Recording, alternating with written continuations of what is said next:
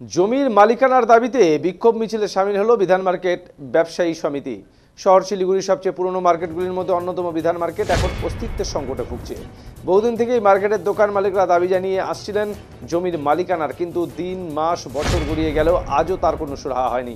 এই কারণে শুক্রবার বিধান মার্কেটের সমস্ত ব্যবসায়ীরা মিলে আবারও আন্দোলনে নামলেন। তারা জানিয়েছেন বহুবার এসজিডি এর তৎকালীন সমস্ত চেয়ারম্যান এবং সর্বশেষ চেয়ারম্যান সৌরভ চক্রবর্তীকেও এই মালিকানার বিষয়ে জানানো হয়েছিল, তবুও কর্তৃপক্ষ শুধু দেখব করছেন, কাজের কাজ হয়নি কিছুই।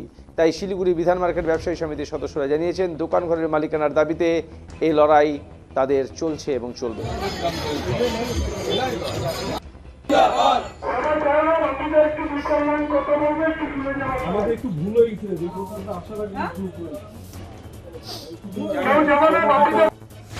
দেখুন, বলার কি আছে, আমরা বরাবর পথে নেমেই চলেছি। আমাদের যে আন্দোলন আমরা চালিয়ে যাচ্ছি, দীর্ঘদিন ধরে আমাদের যে আন্দোলন চলছে তার কোনো সুরাহা আমরা আজ অবধি পাইনি।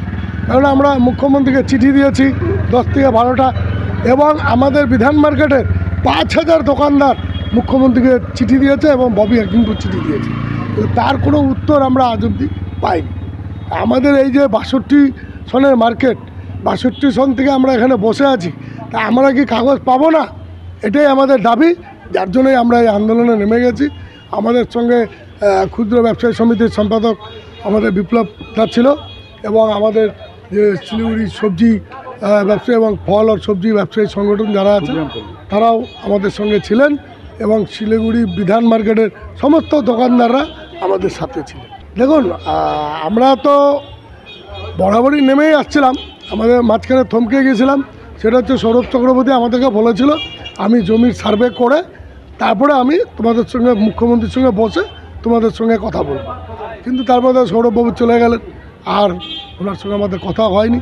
এবং তারপরে এসজিডিএ চলে আসলো ডিএমের হাতে। ডিএম এখন কিছুই বলছে না, হ্যাঁ না উচ্চবাচ্য কিছুই করছে না। যাই আমরা আবার আজকে পথে নামলাম।